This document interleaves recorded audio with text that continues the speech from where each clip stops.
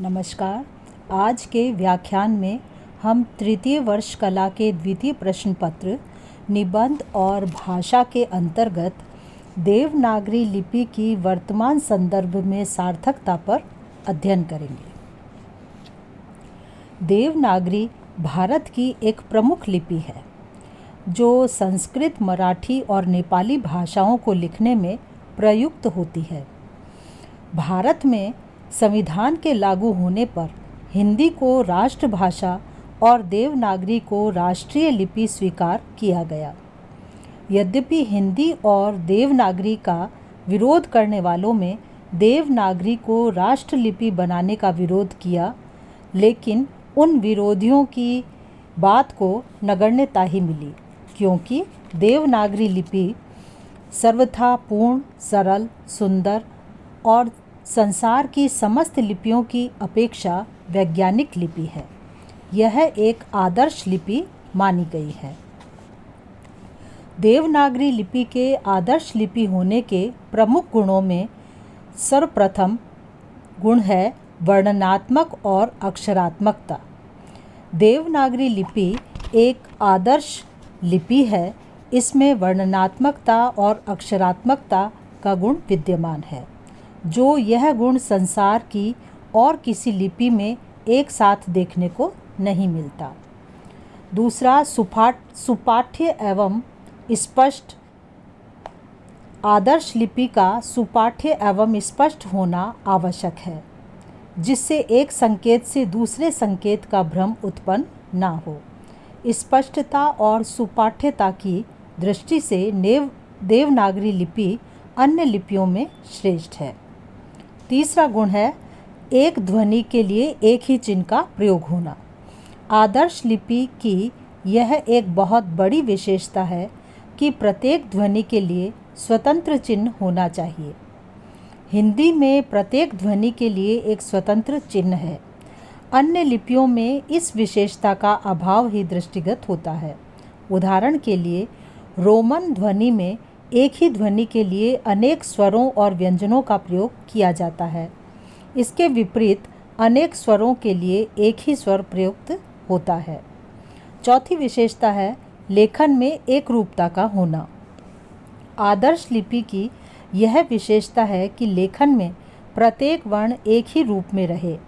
देवनागरी लिपि में यह विशेषता दृष्टिगत होती है। पांचवा गुण है समग्र ध्वनियों की अभिव्यक्ति कर पाना।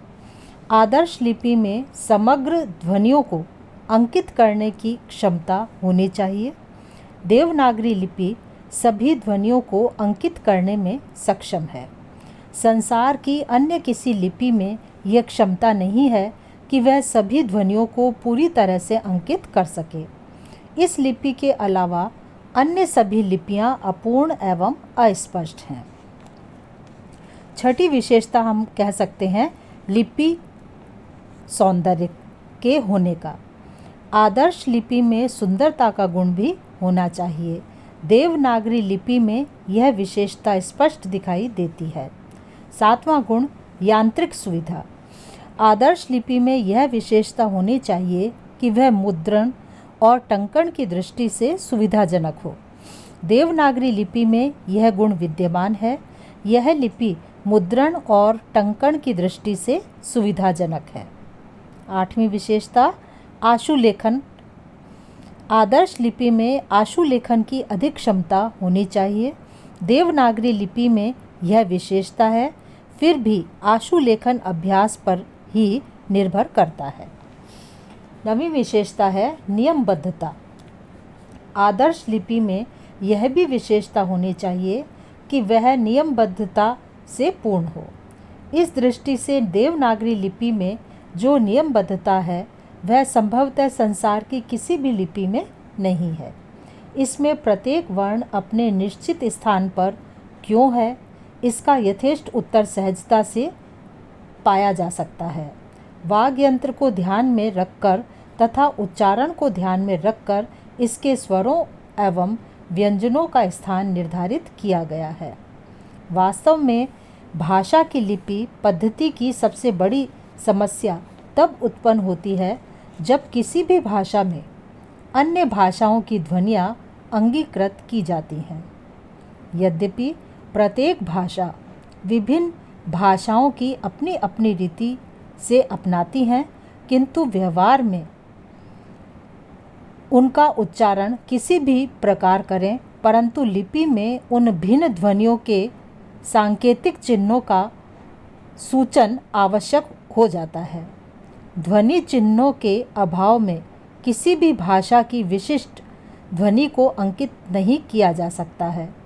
रोमन लिपि की यह सबसे बड़ी कमी है कि उसमें नई ध्वनियों के लिए अलग से कोई चिन्ह नहीं है, जबकि हिंदी में यह बात नहीं है, क्योंकि देवनागरी लिपि में नई ध्वनियों के लिए चिन्ह विकसित होते रहते हैं। देवनागरी लिपि में संसार की लगभग सभी भाषाओं की ध्वनियाँ आती हैं और आती रहेंगी। इन ध्वनियों के अपनाने के साथ ही नए चिन्हों का प्रयोग भी किया जाता है और आगे भी किया जाता रहेगा। हिंदी में अन्य भाषाओं की तरह कोई समस्या नहीं है। अतः कहा जा सकता है कि देवनागरी एक आदर्श, प्राणवान, सजीव और सार्थक लिपि है। धन्यवाद।